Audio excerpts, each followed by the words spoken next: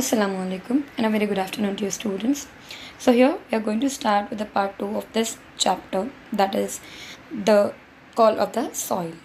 So we had completed in the previous lecture the introduction part of the chapter. Right now here we are going to start with the explanation of the chapter. Ascent of a rice, the first crop. So basically here he is going to talk about the first crop that he cultivated and that he got to ripe that.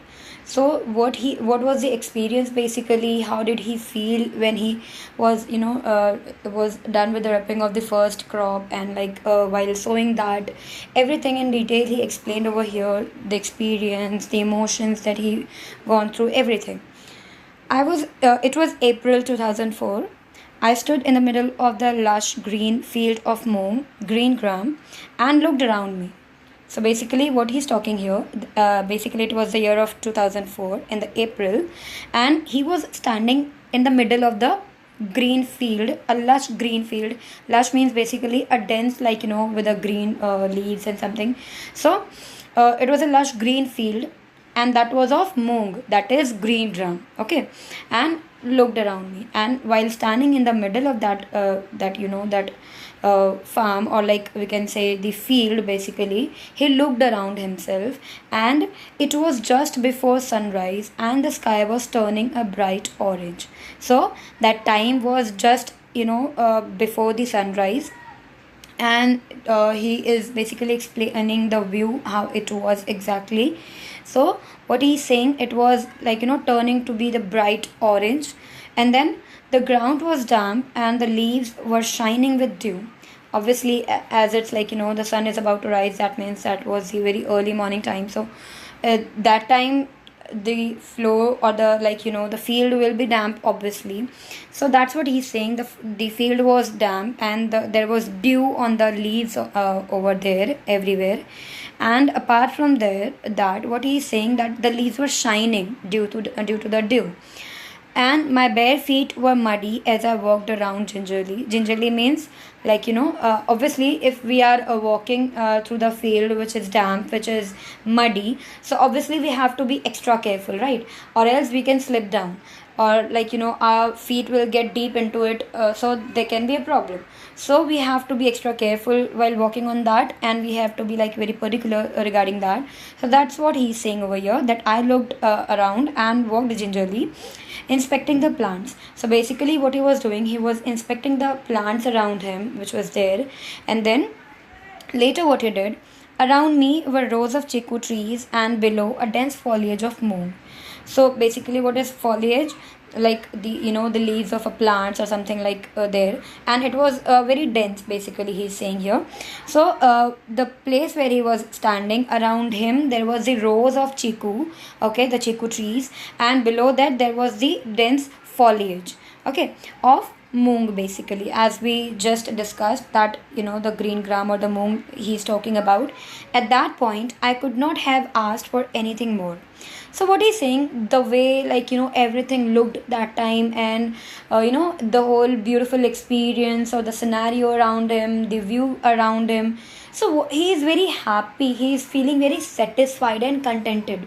And what he's saying, that I could have never asked something better than this, or something, or anything more than this I could have ever asked. And then the moong plants, not more than 2 feet tall, had green pods hanging out.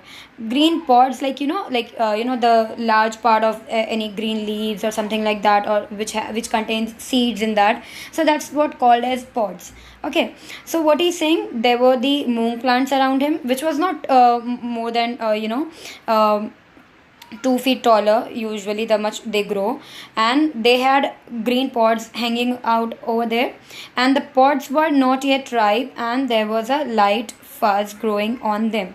So what he's saying, basically it was not ripe yet, means it was not the time to of ripping yet, to cut the crop, basically. So that's what the process of ripping. So that's what he's saying, it was not the time of ripe yet, but and what he's saying, there was a light fuzz growing on them. If you have ever been to the farms, or to the field, to the cultivation field, if you have been there ever, so you would have seen that the inner curls, or like the green curls kind of sort of thing you will see on the leaves on above of that.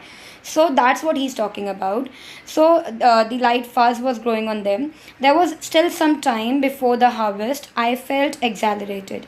And what he's saying, like there was still some time before harvesting that, and he was like feeling very exhilarated regarding that, like yes, finally he's going to cut his first crop, and like the very first experience of himself about the farming and everything. I stood watching the sunrise above the towering trees across the fence and slowly made my way back to the house, a white structure in the middle of this greenery. So what he's saying, that I was standing and watching at the sunrise, and that was above the towering trees, like the huge tall trees were there around. So above that the sun was rising, and he was basically making the way to towards the his house. And what he's saying, across the fence and slowly, fence means what, basically the boundary kind sort of thing, that we build around the field, that's what the fence basically. So what he's saying, across the fence and slowly made my way back to the house. So he walked slowly through the fences, and then he went back towards the house, a white structure in the middle of this greenery. And that was a white structured house in the middle of this whole thing. And I could not believe that I was the owner of this land, and that I was looking at my first crop as a farmer. So what he's saying, that I still cannot believe that I am the owner of this land, and I have done all this farming with my own hands, and I have done this much hard work. And he couldn't believe still that yes, I have done everything and I am the owner of this land, and I have done all the work being a farmer. That was a big deal for him, and that's what he was most happiest about. After I had paid the advance money for the land, I thought I would have some time to get familiar with farming. But Moru Dada, the broker who got us the land, had other ideas. So now what happened basically after, like so basically now he's sharing the experience, that how it all happened, how he got the land and how he started the farming on that land basically. So now he's starting from there. So what he's saying, when I paid the advance money basically, so after that what he thought, that after buying the land, or like after paying the advance money to the owner, the previous owner of that land, what he thought, that I will have some time to get to know more about the farming and the whole process and the procedures and everything. So I will get to learn everything slowly, that's what he thought. But the Moru Dada, there is a person called Moru Dada who is the broker, means through whose help he got the land. Okay, so he is the broker. Okay, so now what he's saying, the broker who got us the land had some other ideas, whatever he thought. But the broker who got the land to him, he had some another plans. And then what happened, I was not prepared for this. I was still reading books and trying to figure out what we could sow and how we should go about it. So what he said, I wasn't prepared still. That time I wasn't prepared that what to sow and what to do and everything. And he was still reading books regarding the farming and everything, that what I can sow this time, like, or the proper season will be for which kind of a crop and everything. He was still reading about that, the books and everything. But Moru Dada was quite firm. But Moru Dada was like firmly there, like with some other plan. He said the season was right for sowing moong, and the best seeds were available in Surat, in the adjacent state of Gujarat. So what he said, basically, the Moru Dada, what he said to him, that this is a proper season to sow the green grams, that is moong. So this is the perfect suitable season for that.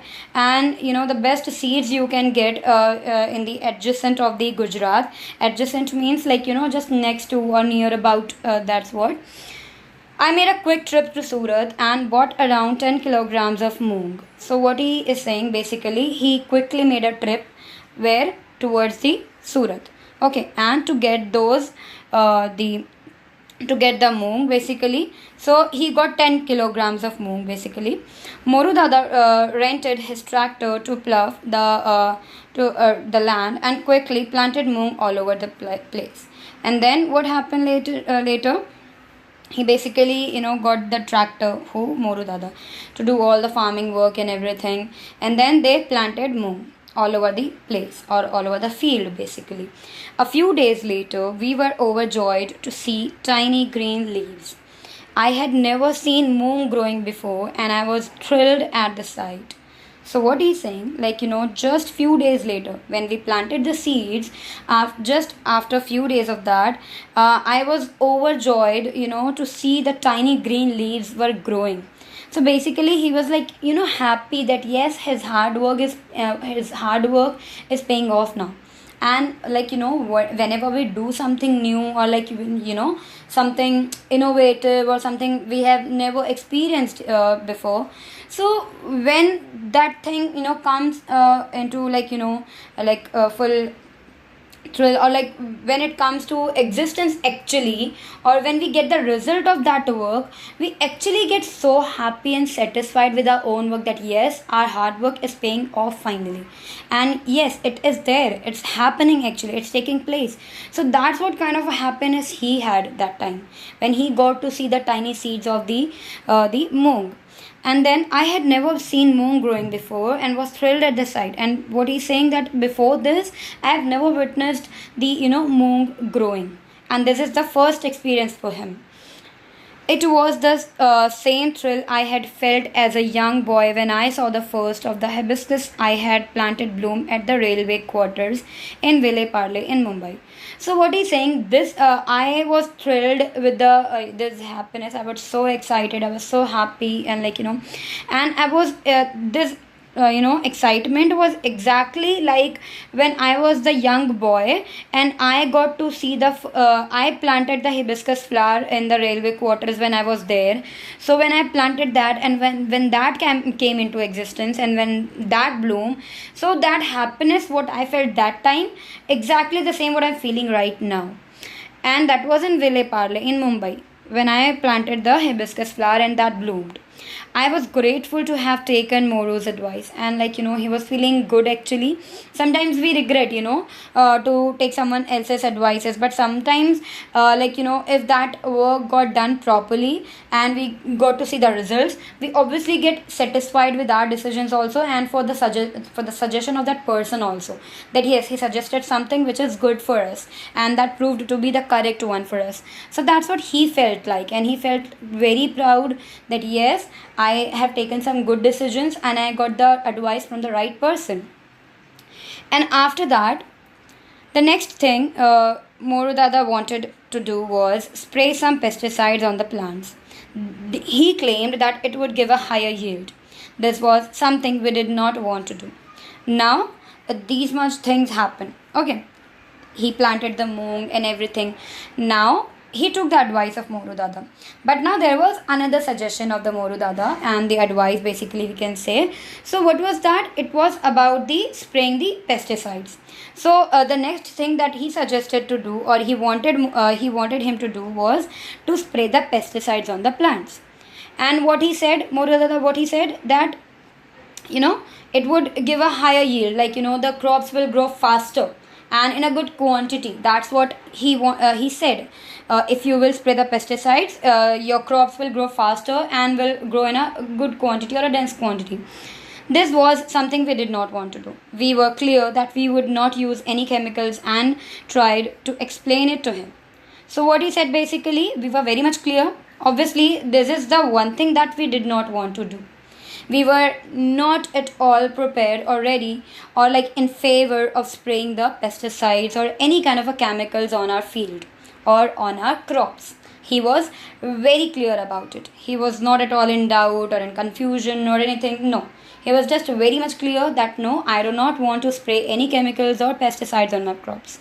And after that, he reacted as if he had suggested harakiri. Harakiri means what?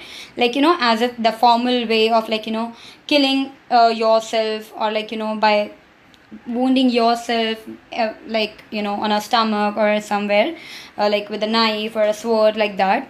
So when I tried to explain it to him that no, I do not want to spray the chemicals or the pesticides on my plants, so he reacted as if I suggested him harakiri. Okay, it took a lot of convincing to ensure that Moru Dada and his friends did not use any chemicals on the farm, and it took a lot of time and convincing that to convince Moru Dada basically and his friends that not to spray the chemicals on the plants. They refused to understand how crops could grow without sprays, and they were not ready to, accept or to, to agree that the crops cannot grow without the spray of pesticides or the chemicals. They were not ready to, agree with that. That yes, the crops or the plants can grow without the chemicals also. They were not ready to accept that. They were not ready to agree with that. Contrary to what everyone had told us, nature did her job and she needed no bribes to get the work done. Soon it was harvest time and we managed a respectable 300 kilograms. Now, opposite to all these, whatever the people told us that your plant, your crops will not grow properly or like with a good quantity or like the faster, it won't grow like if you don't use the pesticides. That's what the everyone was telling him. But opposite to all, contrary to all, what happened? The nature did her job. Means the way nature grow everything, it did the same thing happened with his crops also. The nature always finds its own way, right? As we have always witnessed, and as we know, the plants grow on it the way they grow on their own, without pesticides, without chemicals also. Basically the kind of organic farming we are talking about, where we do not use any kind of chemicals, pesticides. So that's what he wanted. He always was in favor of organic farming. He did not want to do or use the chemicals on his farm. So what he's saying, the nature did its job, and obviously the nature do not need any bribe like the way the humans need. Like if you want any work to get done faster, you need to bribe the other person sometimes, right? Sometimes, not most of the times, right? If you want your work to be done earlier or faster, you have to bribe the other person many times, right? But with nature, it's not at all like that. If you want to do something with the organic way, so you don't need to pay for that. So basically, indirectly what he's saying, like if we are spraying pesticides, so it's not necessary to do that, because there is a way of organic farming also, and we can do that. It's not just about the using pesticides are always good or something like that, or like just it will grow a lot of food or something like that. So it's not necessary all the time. We need to focus on the organic farming so that it can be good for our health as well.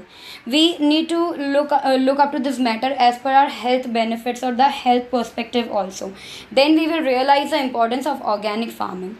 So then the people will realize how important it is for all of us to do the organic farming. And that's what he tried to make everyone realize about it. An awful lot of moong, and basically they managed. Okay, before the harvesting time, they managed the how much kilograms of moong? 300 kilograms. An awful lot of moong, and with it a lot of confidence. And obviously that was too much of moong, and he was very much confident now. Obviously, if you are doing the farming for the first time, for the first time ever, so you will be in doubt maybe previously or in the beginning process. But when you will get to see your own crops are growing and are like with full lush green leaves on it, and like then finally the crop came out, and like it's in full swing, and obviously you will feel happy about it, and you will feel like yes, whatever you wanted, you got it now. And then you will get a lot more confidence in yourself, so that you will start doing it again. And whatever the people will be telling you against of that, now you won't be bothered about that if you got to see what you wanted, right? And later, now I was certain that the land was fertile and that it was possible to grow crops without chemicals. Now when he got to ripe the first crop of himself or of his own field without using chemicals or the pesticides, so what he got to realize, or what he was confident now about, that this land is properly fertile, and apart from that, it is possible to grow the crops without the chemicals or the pesticides also. It was a major morale booster. Obviously, that became a major morale booster for him, that he got very much confident now that yes, I can grow the crops without chemicals. The scent of rice. The first year I was late for the rice sowing season. And had to resort to growing the GR4 variety. That so we will complete this part in here. And now what he's saying, basically the another part that he's talking about is, see here, so the scent of rice. Now he is going to start with the rice. Okay, so the first year when he started the growing the crop, that was too late for him to grow the rice. For rice, if we talk about, there's a proper season where we can do that, or we cannot cultivate rice of the whole 12 months of the year.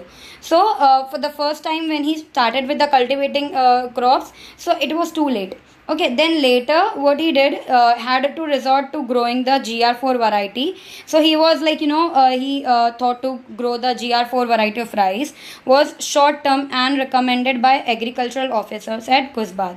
So basically in Kusbad, that's what he got the suggestion from the agricultural department or the officers, that this can be the good kind of rice for the shorter duration. The next year we decided that we would start early and try to find some good traditional variety of rice to grow. This time they did this GR4 variety of rice, but later what he thought, that in the next coming year we will be growing some old or the good traditional rice in the upcoming year.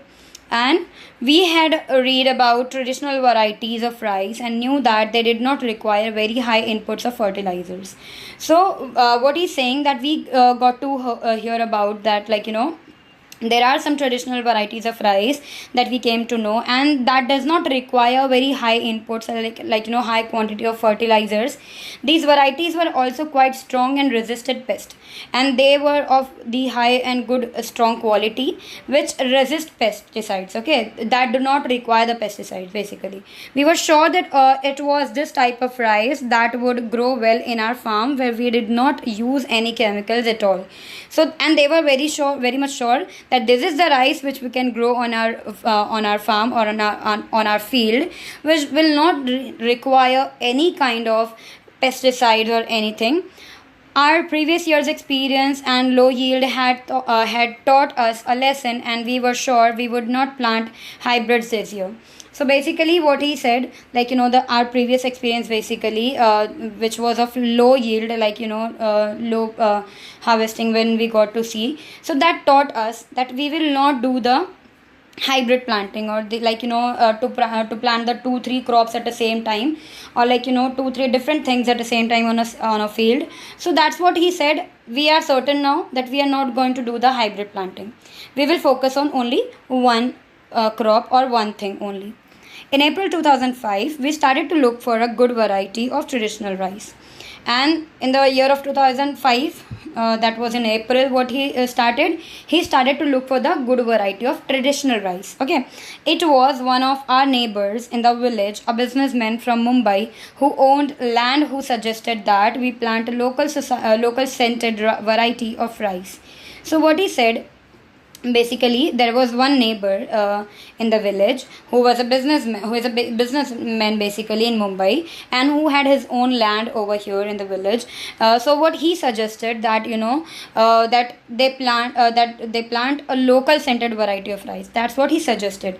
Most of the farmers in and around the village of Pet had switched over to hybrids. So basically most of the villagers, they switched to hybrid varieties of crops. They switched. So the younger generation of farmers thought I was crazy to ask for the desi variety, as they called it. So when I asked for the desi variety of rice, so the especially the younger generation of the village, what they thought when I asked for the desi rice or the desi traditional rice, they thought I am crazy. The way they were talking. My regular visits to villages around searching for a good traditional variety also did not yield any results, and we were almost giving up hope. So basically, like, continuously I was visiting the neighboring village, but at the same time I was not getting to see any of the results of that. And we both, all of us basically were very much like, disappointed with that we were almost about to give up on that. So I hope you must have understood this much. Thank you so much. The remaining part we will be completing in the